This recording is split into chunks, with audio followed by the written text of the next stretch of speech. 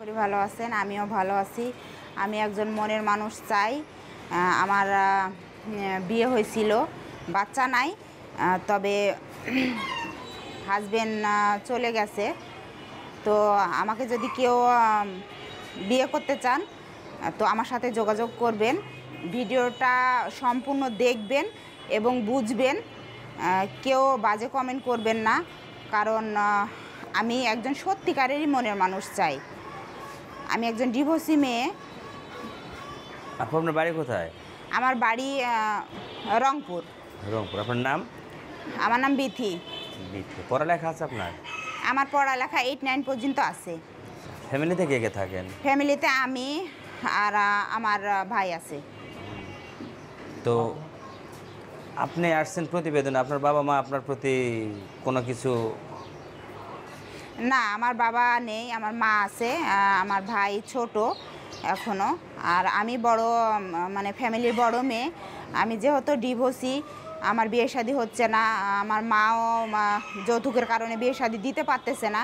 এই কারণে আপনাদের ভিডিওগুলো দেখার পরে আমি আপনাদের ক্যামেরার সামনে আসতে বাধ্য হয়েছি, কারণ আমারও বিয়ের একটা বয়স আছে, সব জিনিসের একটা সময় আছে, অসময়ে তো আর কোনো কিছুই কাজ হয় না। এই জন্যে আপনাদের ক্যামেরার সামনে আসে আমার ভিডিওগুলো করা, যে আমার সময়কালে একটা আমার হাজব্যান্ড দরকার। আচ্ছা, দেশি না বিদেশি চান? দেশি হোক বা বিদেশি হোক তাতে কোনো আমার আপত্তি নেই। বয়স কম হোক বেশি হোক তাতেও কোনো আপত্তি নেই, কিন্তু সে আমাকে রোজগার করে খাওয়াবে, সে আমাকে ভালোবাসবে, এটাই আমি চাই। তো আগে পিছে আপনার কোনো কিছু হয়েছিল কি? হ্যাঁ, আমার বিয়ে হয়েছিল, আমার যৌতুকের কারণে আমার ডিভোর্স হয়ে গেছে। এখন যৌতুক দিতে পারছে না দেখে আমার বিয়ে হইতেছে না। আমাদের গ্রামে এখনও যৌতুকের ডিমান্ডটা আছে। এই জন্যেই হচ্ছে যে আমার মা আমাকে বিয়ে দিতে পারছে না, কারণ আমার মাথার উপর কোনো বাবা নেই, আমার ভাই এখনও ছোট। এই জন্যে আমার বিয়েটা হচ্ছে না। এই জন্য আমি হচ্ছে ক্যামেরার সামনে আসছি। আপনাদের ভিডিও অনেকগুলো দেখছি, অনেক মানে অনেকের বিয়ে শাদী হয়েছে, এজন্যই আসা। তো এখন আপনার সাথে যোগাযোগটা করবে কিভাবে সেটা একটু বলেন। যোগাযোগ দর্শকের মাধ্যমে একটাই আমার উদ্দেশ্য, যে আমার ভিডিওটা না টেনে সম্পূর্ণভাবে দেখবেন, দেখার পরে হচ্ছে যে সিদ্ধান্ত নেবেন। আর ইমো মানে স্ক্রিনে নাম্বার দেওয়া আছে, ইমো বা হোয়াটসঅ্যাপ, ভিডিও শেষে নাম্বার দেওয়া থাকবে, ইমো বা হোয়াটসঅ্যাপে নক দিবেন।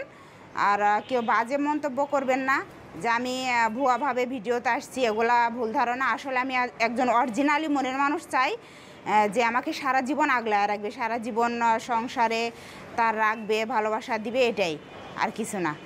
তাই? আচ্ছা, ঠিক আছে আপু, ধন্যবাদ, ভালো থাকেন। আচ্ছা, তো এখন যদি বিবাহিত কোনো ছেলে আপনার বিয়ে করতে চায়, বিয়ে করবেন?